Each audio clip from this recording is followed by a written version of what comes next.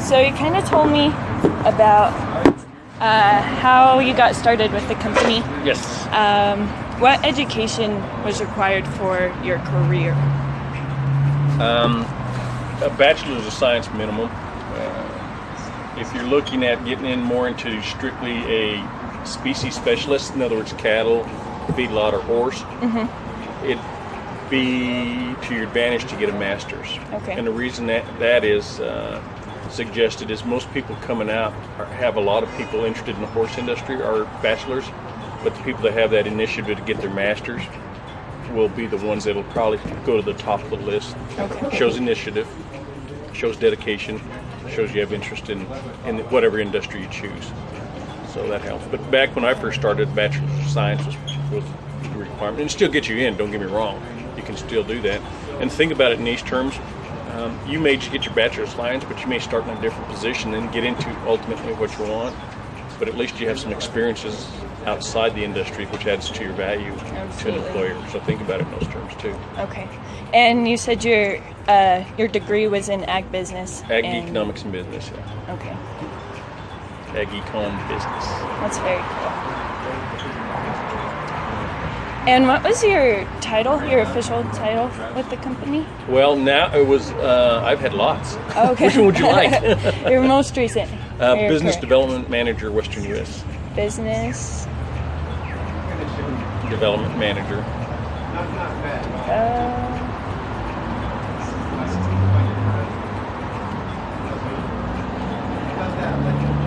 Okay. And what classes and parts of your education did you find, or do you find most useful for your career, would you say? A lot of business classes,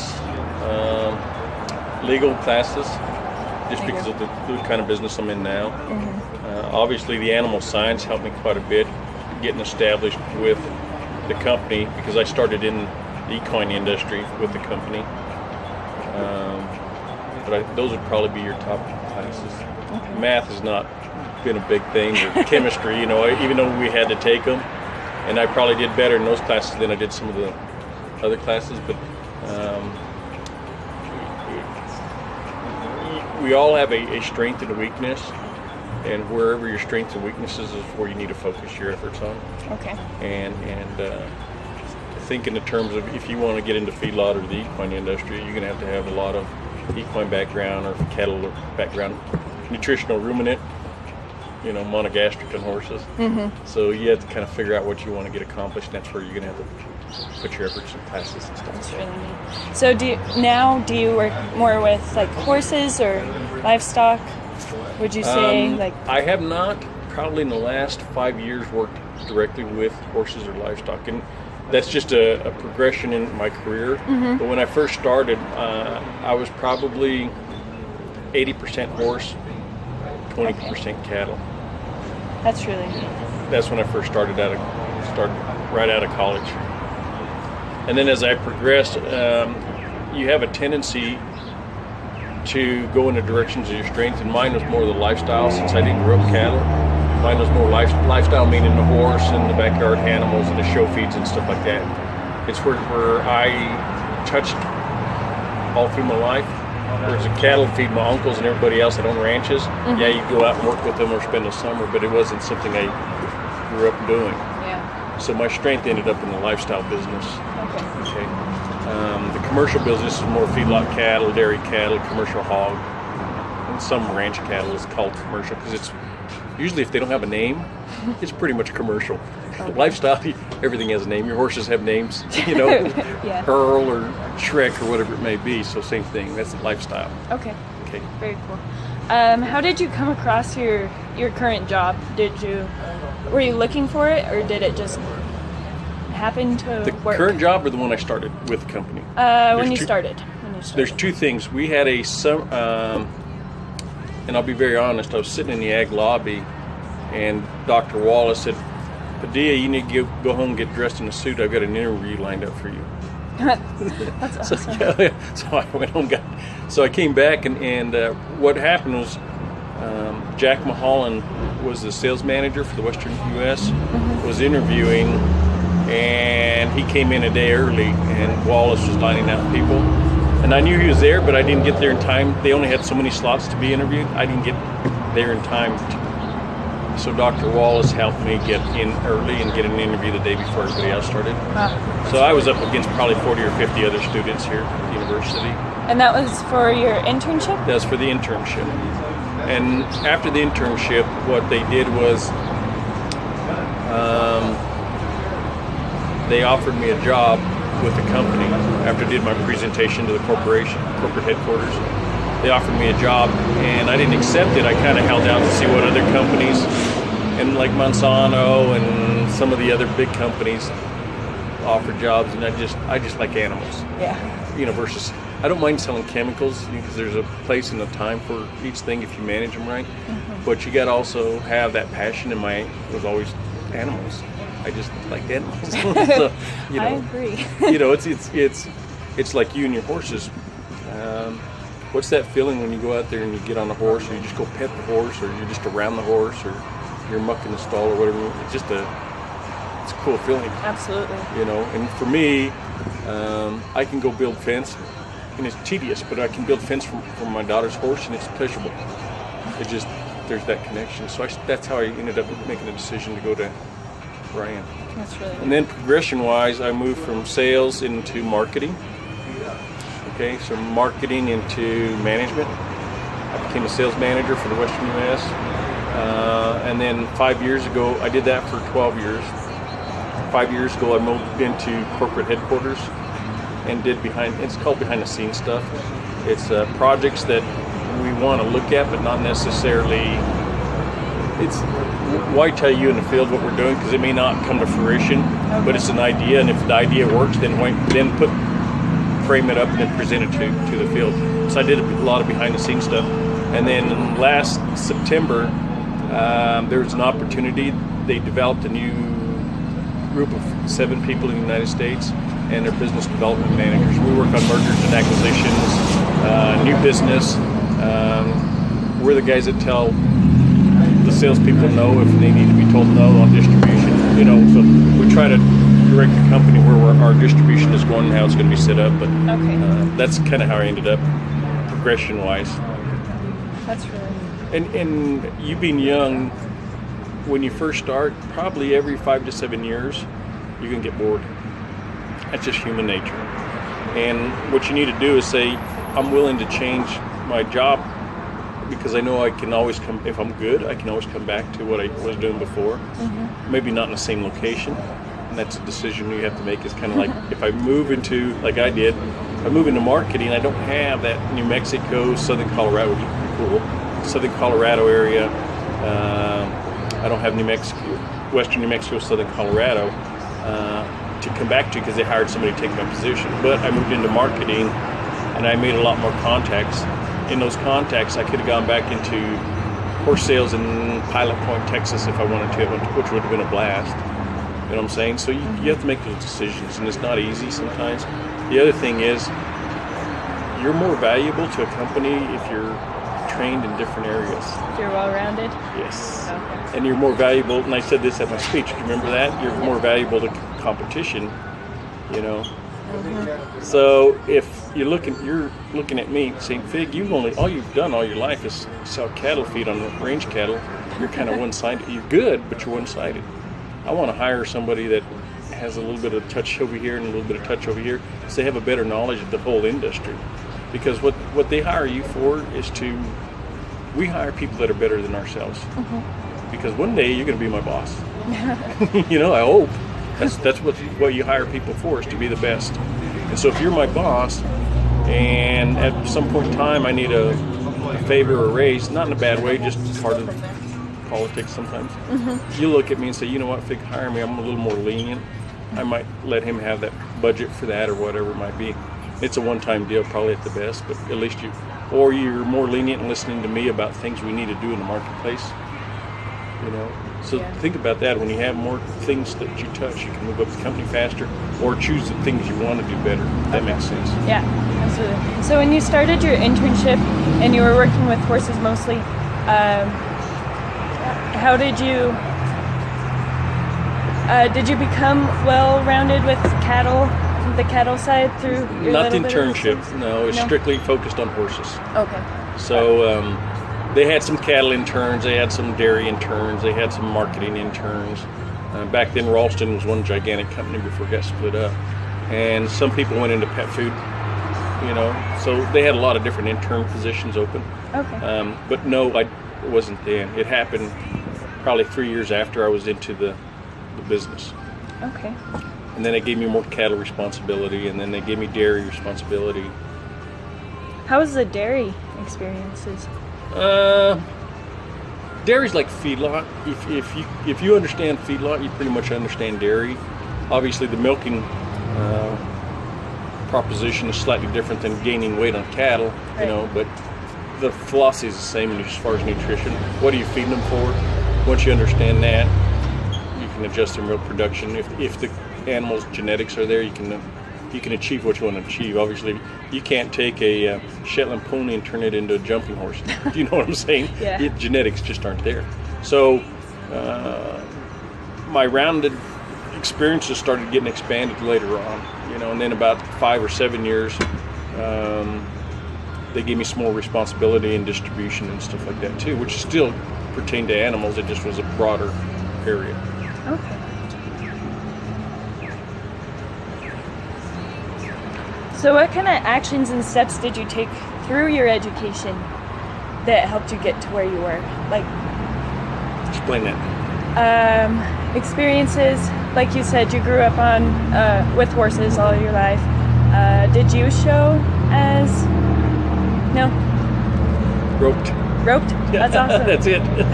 Well, did you compete very much, or? I donated a lot I competed, but I also donated money to everybody. I feel you. Yeah, so the pain was there. And Okay. you know what? It's one of those things that if your dad does it, you kind of roped with him, and then your friends were all ropers and stuff like that.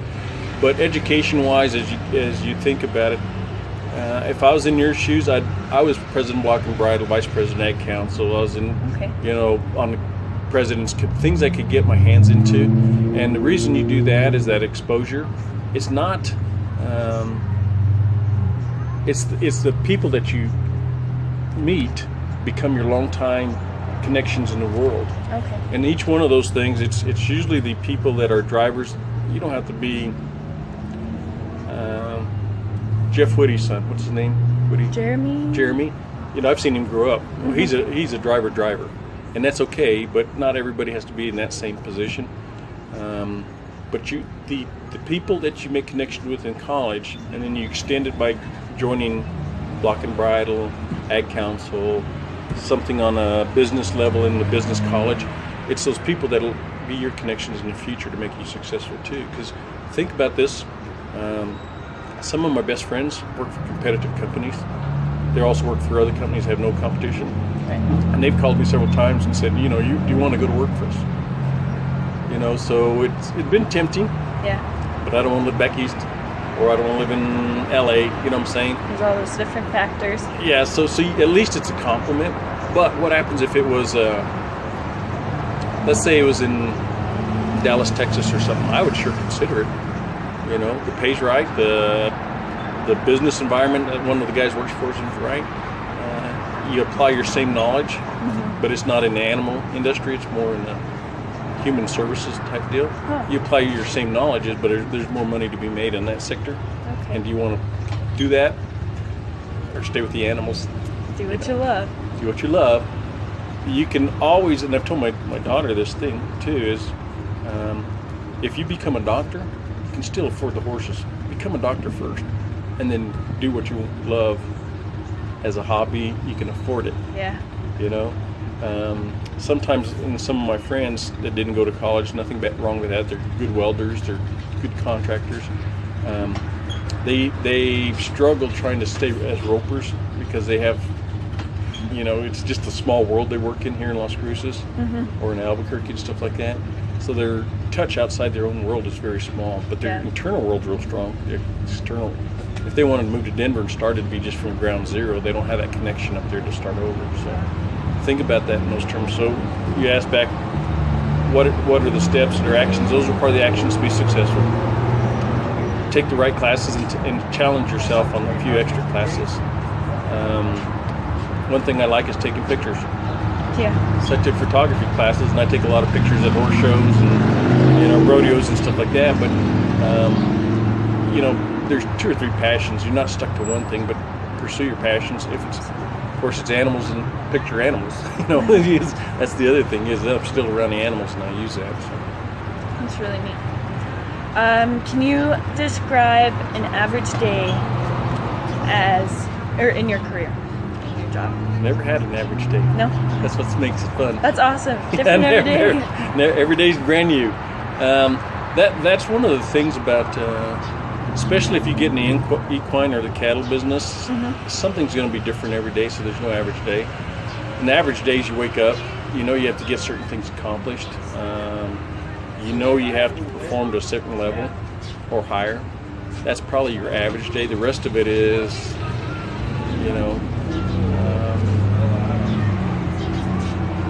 if you can work with people and take a lot of their pressures off of them, you'll be very successful. And it's the old theory about an average day is it's never going to be the same tomorrow as today, which is why we all stay in this industry. But like I said, you're going to wake up, you're going to have to accomplish certain things that day. You're going to have to achieve a goal higher every day. That's a personal thing. It's not necessarily by the company, but if you want to be successful, you always set the bar a little bit higher every year. But there's no average day in I don't think in any industry, to be honest with you.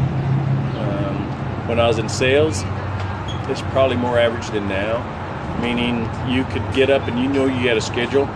You're going to call them 5 horse farms and 3 cattle ranches, or 1 big cattle ranch, in Cimarron, and then drive all the way back to Raton and meet a dealer that afternoon. Yeah. So you knew that was more stabilized, but you still had little things in between.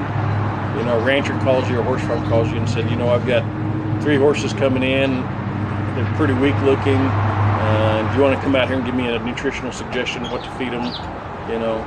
I've got the vet coming out here, but I need you by 2 o'clock. All of a sudden your day changes. You got to say, I have a commitment at a ranch this afternoon, but I'll be there right after that.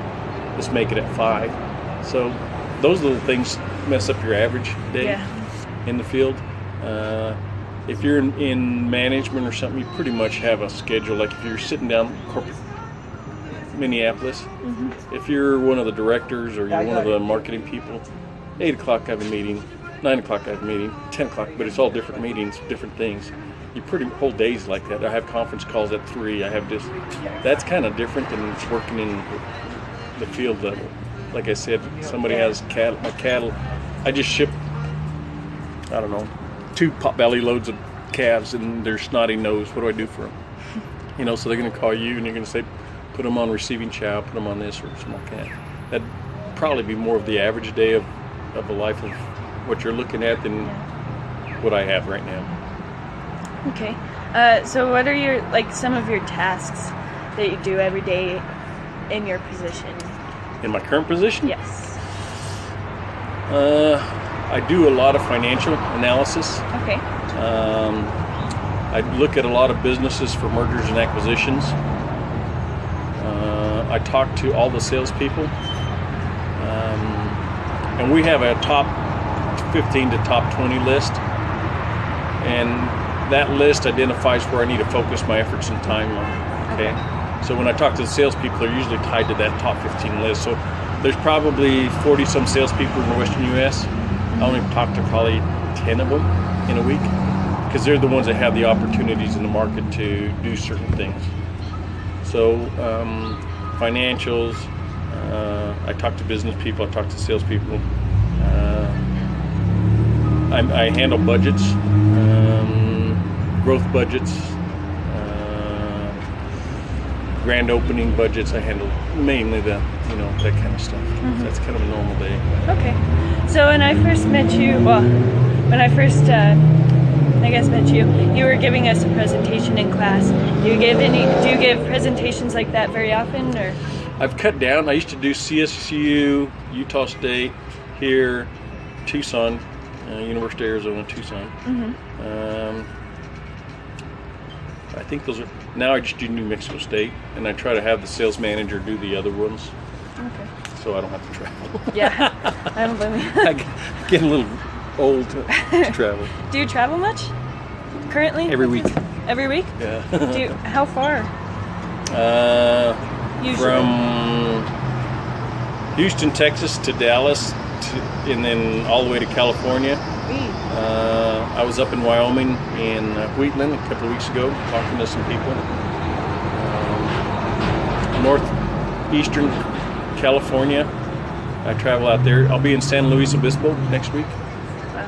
So I travel quite a few places, you know. And that's a meeting with a vice president of a cooperative. They own 5 stores. And we're trying to get them over into our business. So I'll go meet with the vice president of that company, and that'll be my project. But I do travel a lot, and I try to leave like Tuesday and be back Thursday, just so I can get paperwork done on Mondays and Fridays, or catch up on things. I'm kind of lazy when I get on the road, not in a bad way, but if I leave the hotel at 7, I go work out in the morning, leave the hotel at 7. I don't get back till 7 or 8 at night. And when I say I'm lazy, I don't want to get on the computer at then. Yeah. You know, I get TV eyes and then I go to sleep, and that's it. But you end up doing computer work no matter where you go. You can't get away from work anymore. You grew up with it. You know, I grew up where you filled out a yellow pad and then turned in your weekly report and mailed it off Saturday at noon. Now it's instant. You know, you put something in the computer, you shoot it to somebody. We probably do 5 or 6 times more work, communication-wise, than we did 30 years ago. Yeah, it's probably, everything's so instant now. It just builds up. It does. Do you enjoy the traveling that you do? You always do, because it's fun to see different things. When you're younger, it's going to be more. I think it's more exciting when you're younger, and because a lot of us that grew up like I grew up, maybe you did too. I'm not sure, but I didn't travel a whole lot when I was younger. Yeah, you go to the State Fair in Albuquerque, or you see my uncle's up in Durango, Colorado. But you know, as far as traveling to San Luis Obispo just to be there for 3 or 4 days, and, you know, I never did that kind of stuff. We'd go on vacation every once in a while to New Jersey or California, but nothing super. And you usually see relatives more than anything else. But I enjoy the travel. I'm probably more reserved now and more picky on where I travel to, and for the impact that I want to make. You know, business impact. I do put some time aside to go out and see something or have a nice meal, because if you're gone, if you're there, you gotta experience you might as well. it. Yeah, and you know, it's not extravagant meals, but it's something that I probably wouldn't find around here. So that's probably where I kind of treat myself to. That's really neat. Do you mind me asking what your salary and pay is currently? Well, I'm well into the 6 figures. Okay. I'll just be honest with you. That's how is it different from your starting pay? 10 times higher. 10 times? Oh, that's pretty good growth. Yeah, it's quite a bit higher than when I first started. That's really neat. But you have to understand too, when I first started, the base pay was quite low and they paid heavy on commissions. Mm-hmm. It's more flip-flop where you have a higher base pay and still have a commission base. You can still make, you know, 40, 50, 60,000 in bonuses a year. So the people that want to achieve each year, they can hit that bonus opportunity. Yeah. And do you enjoy your job? Oh yeah. Yeah, you love it? I love it. That's good. It's so much fun. It's you know, I always tell you always hear the guys are somewhere, I can't believe they're paying me to do this. You know, when you go somewhere, well, it's kind of like that. There never is a day that you can't say I have a headache. I do get headaches, business headaches, you know what I'm saying? Mm-hmm. Issues with financials, issues with projects that you knew they're a great opportunity, but somebody or something in the process just didn't click, so you got to back out of it. So you get those kind of headaches, but as far as enjoying it, yeah. The world is changing, and if you change with it, you'll be okay. If you fight it, you're going to struggle the rest of your life. And you've got to.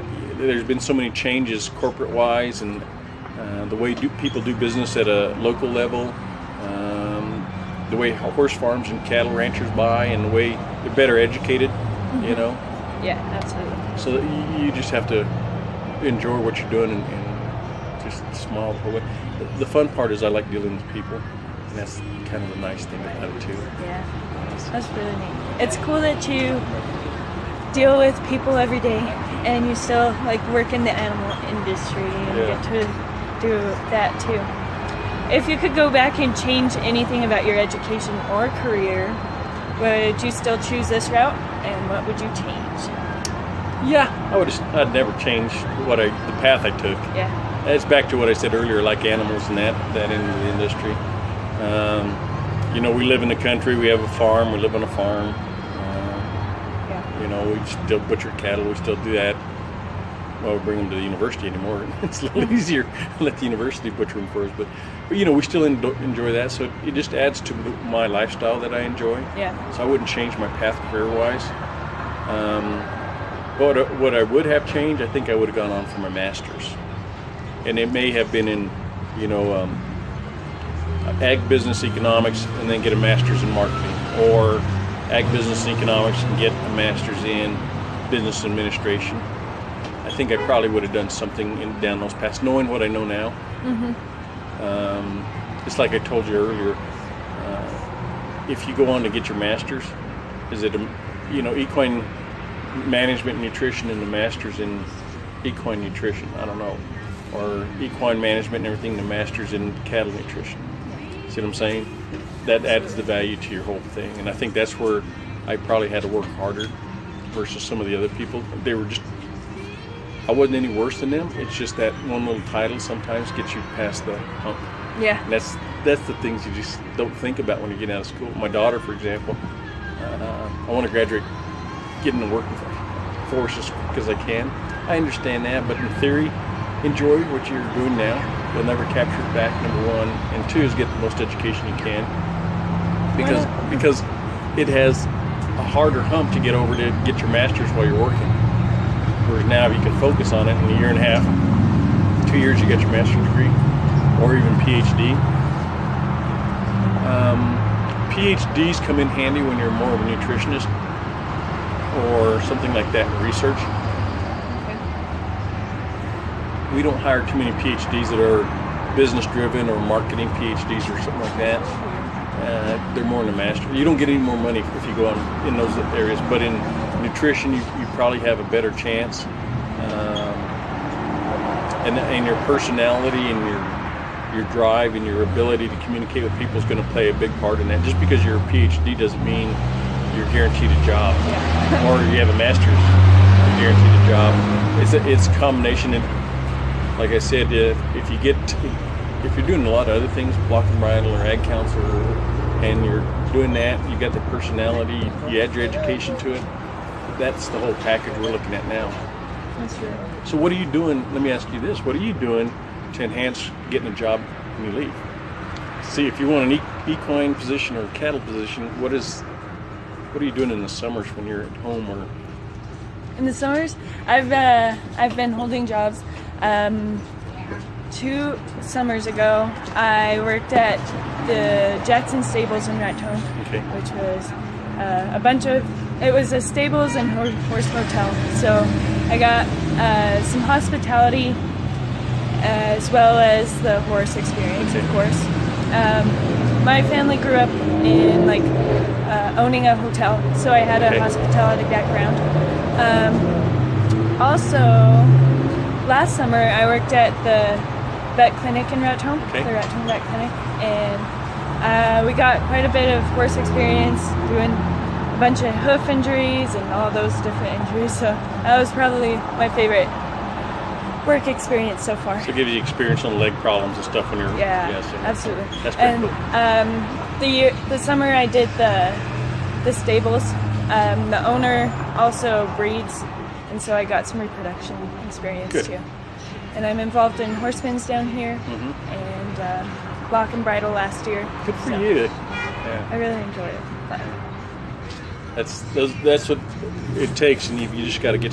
See, and that's one of my weaknesses. You'd asked about what would I change. I probably coming out of high school didn't have that ability to see that. So when I got into block and bridle, it's probably my sophomore year. Should have been my freshman year. Got into ag council more my junior and senior year. You know what I'm saying? Okay. All those things. I did it later. Yeah. You're doing it the right way, doing it earlier than now as a sophomore, and I think that's important for you. So, that's probably where I'd change more so than the educational side. Okay.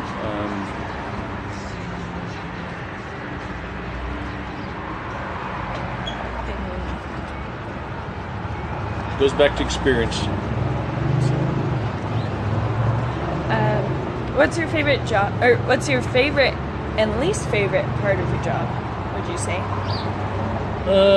My most favorite is probably calling on ranches and horse farms and stuff. That would probably be my most favorite. How often can you go see awesome horses and facilities, wow. you know what I'm saying, and just in awe, and the people that accept you. You can go see cattle ranches or purebred breeders or whatever, and you're just looking at some of the best cattle in the state or the region or whatever, and they're asking you for your information. So, it's kind of neat that they're looking to you to help them. And in sales, think about sales. You're a teacher. We have a lot of ag teachers as salespeople.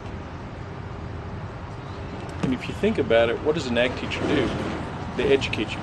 And that's what you're doing, is you're educating a producer, horse, cattle, rabbit, show, whatever it may be.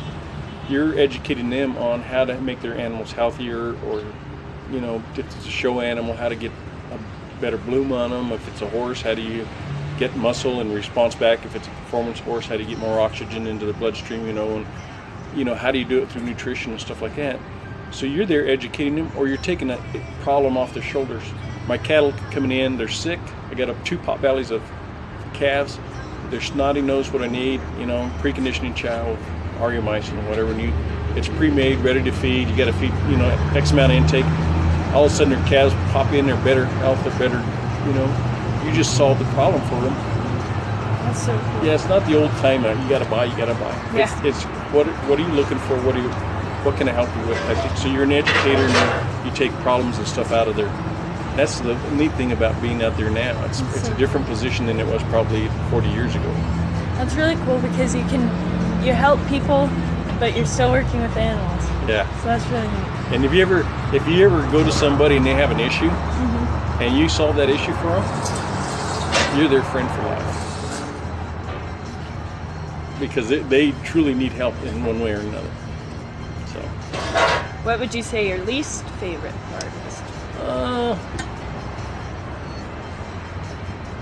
I'm probably very anal about paperwork, so I do a lot of paperwork, but my least favorite part is the paperwork too. I like financial statements. I like reading all that kind of stuff. That's interesting to me. But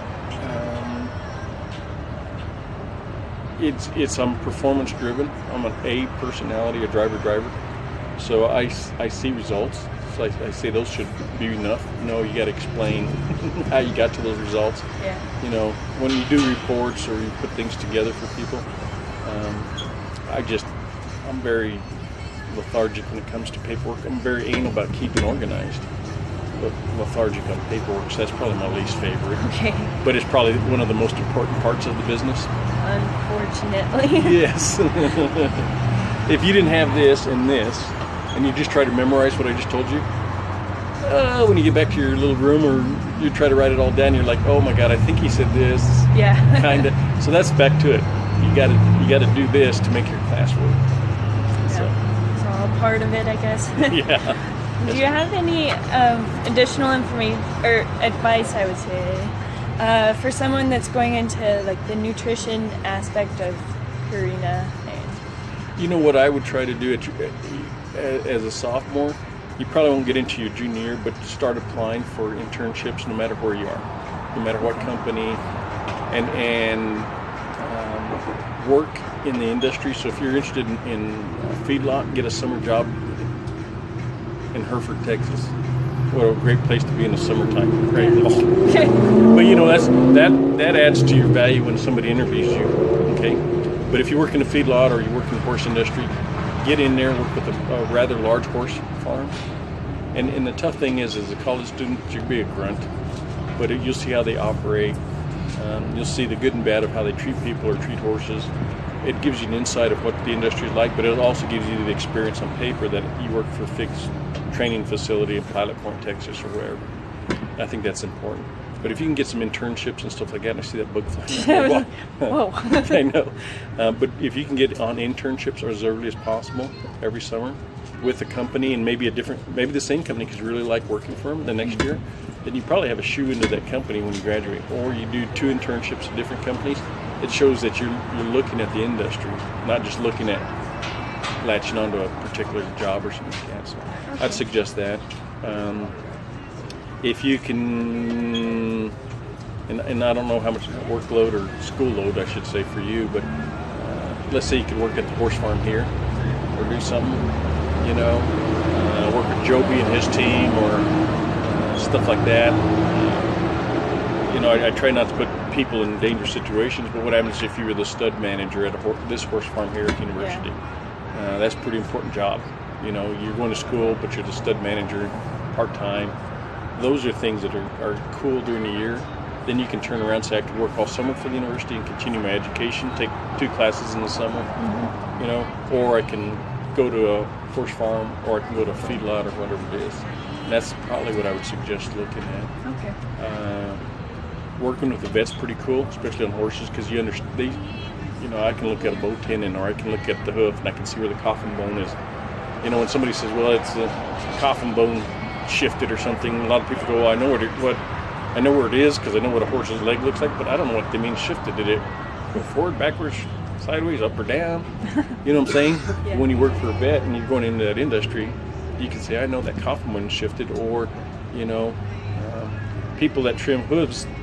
There's horseshoers, and then there's people that do therapeutic shoeing. You can see them. There's a lady in Albuquerque, I think of her name. She's probably one of the best shooters I've ever seen. Yeah. And she will take an x-ray and look at the way the horse is standing, and she'll trim the hoof to make sure that horse is perfect. And our show horse, which is here in town, we just got her back in with Karen. She's over at Karen Coleman's barn, but when we had her at the Youth World 2 years ago, we had her at a barn outside of San Antonio, okay? Reed Thomas's barn. And when she'd stand, her knees would kind of buckle. She just didn't look comfortable, So you go into the show ring, and she just didn't stand right, set up, in showmanship or something like that. She did place. I mean, she placed 11th in the world, but, whatever, she stood a little bit stiller or something. She might have been 9th, 8th in the world. And so we took her and got her x-rayed when we got off the show season that year. Took her to Albuquerque, and she did the hooves on that. It was incredible. But if you don't understand how to look at an x-ray, if you're in the horse business, you don't understand what you're looking at, that's the things that add to your value by working for a vet. Those are the little things that I can personally say that's what happened, and you can see the value of that. Yeah. But I can't read the x-ray until she showed me. You working at a vet all year long, yeah, you're not going to x-ray horses every single day, but at least you can look at a horse's leg or do something or get a better understanding, so when you come out, you have a stronger understanding for your industry. It's not all about nutrition. Yeah. It's about knowing a little bit of everything, so. Just back to being well-rounded. Yeah. Okay. Do you have any insight on the Purina internships? None to really just say, here's an opportunity. Mm-hmm. Get online, go to the career, landolexcareers.com, and it'll have every internship from the dairy foods to marketing to finance to international to the summer feed program interns. And that's probably where you need to start. In some of the things too is who do you put down as your references? Make sure you have some really strong backing. Okay. We've had people that come in and say, I put down Sue Padilla. You talked to my wife one time, put her down as a reference. Sue really didn't know you. business people or professionals are pretty honest. You can say, well, she's a nice lady. I talked to her one morning, but what's her background? I don't know. Yeah. Does she have work ethic? I don't know. That's so make sure your references are really have a good understanding of you, and because they're going to ask the references, what is she like? What's her work ethic like? Is she trustworthy? Well, she worked for me for a weekend. Okay, well, my daughter one time cleaned dog pens for one weekend. Is that enough to tell everybody? Not really. All she did is clean the dog pens. She got $15 a day, and that was the end of that when she was little. But that's not really Yeah. So make sure you have some real strong ones when you go in there. Okay. The other thing is start here at the college, asking around some of the people and stuff like that. There's people that are in the industry. Go to Coach Morris. What's the new PhD lady's name? Dr. She does the therapeutic writing. Dr. I'm not sure. She has long hair. I can see her face. Anyway, go to them and just sit down and talk to them. Say, I'm interested in the horse. Well, is there any opportunities around here, to do stuff? And just start picking their brains. It doesn't have to get you a yes every time, but it gets you in tune with what's in the marketplace. Okay. Do you have to live at home in the summertime type thing, or can you live in Pilot Point? Could you get hooked up with somebody out there that's looking for somebody to help them along? There's a lot of horse people that do that. They don't pay a whole lot, but the education and the reference is phenomenal. So those are the things you've got to look at too. Okay. Well, I think those are all the questions that I have. Well, that was painless. Thank you so much for meeting with me. Yeah. That was really neat. Do you have to do a presentation? No, not a presentation. Okay. It's an online class, so it works out pretty good then. Yeah. So did you get anything you needed, or do you think? Oh, I got everything I need. That was awesome.